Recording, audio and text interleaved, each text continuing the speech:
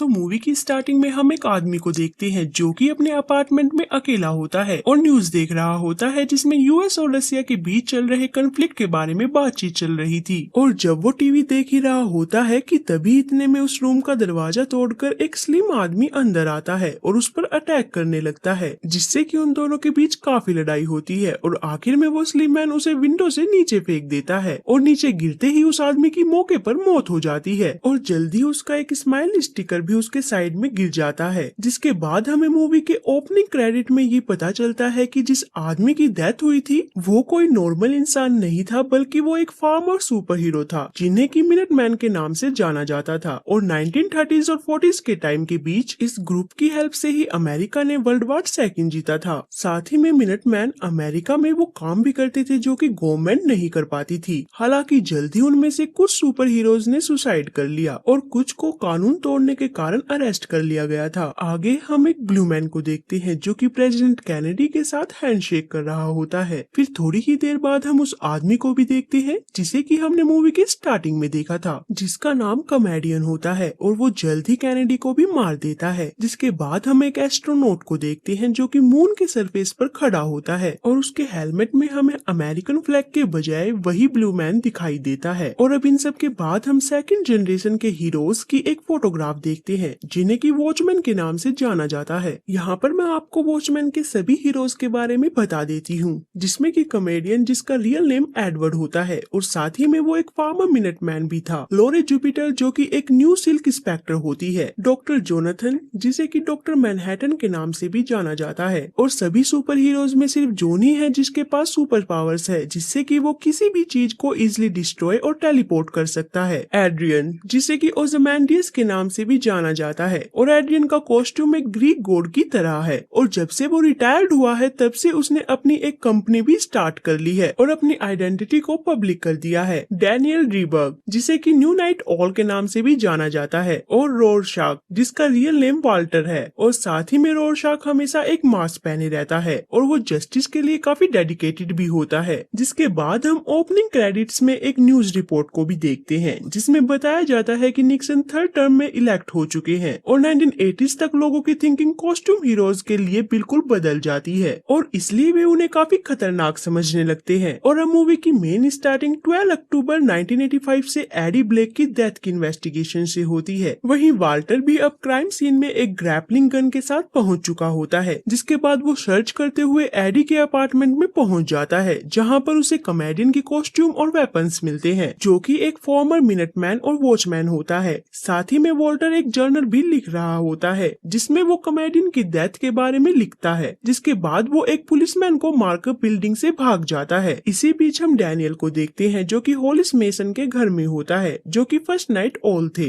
दोनों ही पास्ट की बातें कर रहे होते हैं कि कैसे निक्सन ने मास्क्ड हीरो को बैन कर दिया था। हालांकि इसके बाद भी वाल्टर ने अपना काम बंद नहीं किया और जैसे ही डैनियल वहां से जाने वाला होता है तो तब वे दोनों टीवी में एक न्यूज देखते हैं जिसमें वाल्टर के बारे में बताया जाता है। जिसके बाद डैनियल तुरंत अपने घर की ओर निकल जाता है और जैसे ही डैनियल घर पहुंचता है तो वो देखता है कि उसके घर का दरवाजा टूटा हुआ है। जिसके बाद वो अलर्ट होकर आगे बढ़ता है लेकिन उसे किचन में वाल्टर मिलता है। फिर वो डैनियल को कॉमेडियन की स्माइली फेस बटन दिखाता है, जिसके बाद दोनों नीचे नाइट ऑल बेसमेंट में जाते हैं जहाँ पर वाल्टर बताता है कि कोई तो है जो कि सुपर हीरोज को मारना चाहता है। जिस पर डैनियल वॉल्टर को बताता है कि अब वॉचमैन एंड हो चुके हैं। जिसके साथ साथ वो वॉल्टर से बोलता है कि उसे भी ये सब बंद कर देना चाहिए क्योंकि कोई नहीं जानता है कि वो कौन है। वहीं आगे अकेले चलते हुए वॉल्टर प्रिडिक्ट करता है कि जल्द ही कई देशों के बीच न्यूक्लियर वार हो सकती है जिससे कि मिलियंस लोगों की डेथ हो जाएगी। नेक्स्ट मॉर्निंग हम एड्रियन को देखते हैं जो कि रिपोर्टर्स को इंटरव्यू दे रहा होता है जिसमें वो उनसे एक रिन्यूएबल एनर्जी सोर्स को डेवलप करने की बात करता है क्योंकि अगर सभी के पास इनफ रिसोर्सेज होंगे तो वार कभी स्टार्ट ही नहीं होगी। वहीं डैनियल ये सब पास ही से देख रहा होता है और इंटरव्यू के एंड होने के बाद वो एड्रियन को वार्न करता है कि कोई वॉचमैन को मारना चाहता है, मगर एड्रियन उसकी बातों पर ज्यादा ध्यान नहीं देता। जिसके बाद हम उस इवनिंग वाल्टर को देखते हैं जो कि छुपते हुए यूएस आर्मी के एक रिसर्च सेंटर में डॉक्टर मैनहट्टन और लॉरी जुपिटर को वार्न करने के लिए जाता है कि कोई उन्हें मारना चाहता है और इसलिए वो मैनहट्टन से उसकी पावर का यूज करके उनको मारने वाले का पता लगाने के लिए बोलता है। मगर मैनहट्टन ऐसा नहीं कर पा रहा होता क्योंकि क्योंकि न्यूक्लियर होलोकॉस्ट के कारण उसका फ्यूचर विजन ब्लर हो चुका था, जिसके बाद वो वॉल्टर को वहाँ से बाहर टेलीपोर्ट कर देता है। बाद में लॉरी मैनहट्टन से पूछती है कि वो उससे ये सब बातें क्यों छुपाता है, जिस पर मैनहट्टन उसे बताता है कि वो एड्रियन के साथ मिलकर एनर्जी क्राइसिस को दूर करना चाहता है, जिससे कि वार ना हो। और बस ये कहने के बाद मैनहट्टन लॉरी का माइंड रीड करता है, जिसमें हमें लॉरी के पेरेंट्स फाइट करते हुए दिखाई देते हैं। और साथ ही में वो लॉरी को बताता है कि वो जानता है कि लॉरी डैनियल के साथ डिनर के लिए जाने वाली है। और जब लॉरी रेस्टोरेंट पहुंचती है तो डैनियल उसकी तरफ अट्रैक्ट होता है। बाद में दोनों डिनर करते हुए अपने ओल्ड सुपर हीरोज डेज के बारे में बात करते हैं। और आखिर में लॉरी उसे बताती है कि धीरे धीरे मैनहट्टन अपने इमोशंस को खोता जा रहा है और एक रोबोट की तरह वर्क कर रहा है। और जैसे ही वो रेस्टोरेंट से बाहर एक कैब में जाती है तो डैनियल वहाँ पर गवर्नमेंट के 2 ऑफिसर्स को नोटिस करता है जो कि लॉरी पर नजर रख रहे होते हैं। नेक्स्ट डे हम ग्रेवयार्ड में देखते हैं जहाँ पर कॉमेडियन को फ्यूनरल दिया जा रहा होता है। वही मैनहट्टन लॉरी को उसकी मदर के घर में टेलीपोर्ट कर देता है, जहाँ पहुँचते ही वो वॉशरूम में जाकर वॉमिट करने लगती है। बाद में वो अपनी मदर सैली के पास जाती है जो कि फॉर्मर सिल्क इंस्पेक्टर थी। वहीं लॉरी ये देखकर काफी एंग्री हो जाती है कि उसकी मदर दिन में भी ड्रिंक कर रही है। जिसके बाद हम सैली का एक फ्लैशबैक देखते हैं जिसमें वो अपने फ्रेंड्स के साथ एक फोटो ले रही थी। और फिर वो चेंज करने के लिए एक रूम में चली जाती है जहाँ पर कॉमेडियन भी आ जाता है और उसे परेशान करने लगता है कि तभी इतने में वहाँ उनकी टीम का एक और मेंबर हुरिड जस्टिस आ जाता है और कॉमेडियन को काफी बुरी तरह से मारने लगता है। और इस इंसिडेंट्स को याद करके सैली हमेशा अपसेट हो जाती थी। वहीं आगे अब हम वापस ग्रेवयार्ड में देखते हैं जहाँ पर बारिश में मैनहट्टन और डैनियल खड़े होते हैं और वहाँ पर मैनहट्टन कॉमेडियन के साथ अपने वियतनाम वार के टाइम को याद करने लगता है, जहाँ पर कॉमेडियन ने बहुत से लोगों को सरेंडर करने के बावजूद भी काफी बेरहमी से मार दिया था, जिससे कि यूनाइटेड स्टेट वो वार जीत गया था।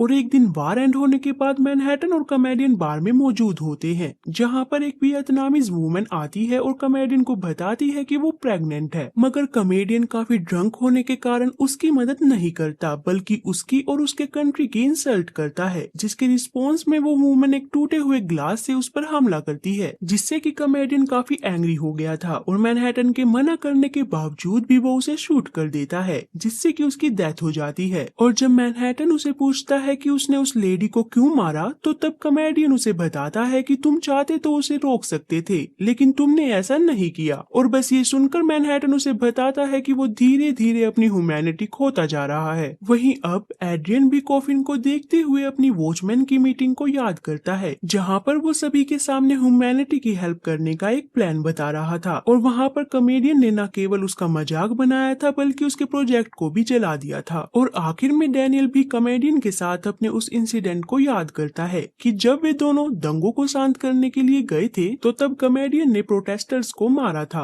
और साथ ही में उसने कई लोगों के ऊपर टीयर गैस भी छोड़ी थी, जिससे कि डैनियल को कॉमेडियन पर काफी गुस्सा आता है और वो उससे अमेरिकन के ड्रीम्स के बारे में पूछता है, जिस पर कॉमेडियन डैनियल को सिर्फ ये कहता है कि वो सच हो चुका है। और अब इन सब के बाद जब वे सभी वहाँ से जाते हैं तो तभी मोलोक नाम का एक आदमी कॉमेडियन के ग्रेव के पास आकर थोड़ी देर बाद वहाँ से चला जाता है। यहाँ पर हमें पता चलता है कि वाल्टर उस आदमी को पहले ही नोटिस कर चुका था, जिसके कारण वो उसका पीछा करता है और उससे पूछता है कि वो कॉमेडियन के फ्यूनरल में क्यों गया था, जिस पर मोलोक उसे बताता है कि कॉमेडियन एक हफ्ते पहले उसके घर आया था और वो काफी ड्रंक था, साथ ही में वो अपने किए हुए बेकार कामों के लिए माफी भी मांग रहा था। इसी बीच हम मैनहट्टन और लॉरी को देखते हैं और लॉरी मैनहट्टन पर काफी एंग्री होती है क्योंकि वो उस पर फुल अटेंशन नहीं दे रहा था, इसलिए वो उसके सर पर एक ऑब्जेक्ट फेंकती है जो कि उसकी बॉडी के पार निकल जाता है, जिसके कारण वो एक टीवी से टकरा जाता है। और अब उस ऑब्जेक्ट के टकराने के कारण वो टीवी टूट गया था। हालांकि बाद में मैनहट्टन उसे अपनी पावर से इजीली रिपेयर कर देता है, जिसके बाद लॉरी मैनहट्टन को छोड़कर वहाँ से डैनियल के यहाँ चली जाती है और उसे बताती है कि उसके पास और कोई जगह जाने के लिए नहीं थी, इसलिए वो उसके पास आ गई। फिर कुछ देर बात करने के बाद वे दोनों होली से मिलने के लिए चले जाते हैं। वहीं लॉरी के जाने के बाद मैनहट्टन खुद को एक इंटरव्यू के लिए तैयार कर रहा था, जिसमें वो एक सूट और टाई को बिना टच किए ही पहन लेता है। और जैसे ही मैनहट्टन इंटरव्यू के लिए स्टूडियो पहुंचता है तो एक रिपोर्टर मैनहट्टन पर लोगों में कैंसर फैलाने का इल्जाम लगाता है और आखिर में भी वहाँ पर मैनहट्टन की गर्लफ्रेंड जेनी स्लेटर को भी ले आते हैं, जो कि सभी लोगों के सामने मैनहट्टन को एक्यूज करती है, जिसके कारण मैनहट्टन को सभी रिपोर्टर्स ने घेर लिया था और वे उससे काफी क्वेश्चन करने लगे थे, जिससे तंग आकर मैनहट्टन सभी को वहाँ से गायब कर देता है। दूसरी तरफ तरफ लोरी अब ये डिसाइड करती है कि वो होलिस के यहाँ नहीं जाएगी, जिसके बाद डैनियल अकेले ही होलिस के पास चला जाता है, जहाँ पर होलिस के बताने पर डैनियल को ये पता चलता है कि इंटरव्यू के टाइम मैनहट्टन वहाँ से गायब हो गया था, जिसे सुनकर डैनियल थोड़ा कंफ्यूज हो जाता है कि तभी सीन कट होकर मैनहट्टन की तरफ शिफ्ट होता है, जो कि खुद को टेलीपोर्ट करके मार्स चला गया था और वहाँ पर वो अपनी लाइफ के सारे इवेंट्स को याद करता है कि कैसे सालों पहले वो और जेनी एक रिलेशनशिप में थे, लेकिन एक दिन सब बदल गया जब वो गलती से एटॉमिक चैम्बर में फंस गया था। तो तब उस एक्सीडेंट की वजह से उसकी बॉडी पूरी तरह से चेंज होकर डिस्ट्रॉय हो जाती है, मगर थोड़ी ही देर बाद वो फिर से जिंदा होकर एक ब्लू मैन में चेंज हो जाता है, जिसके कारण वो पुराने वाला ओस्टरमैन नहीं रह पाता,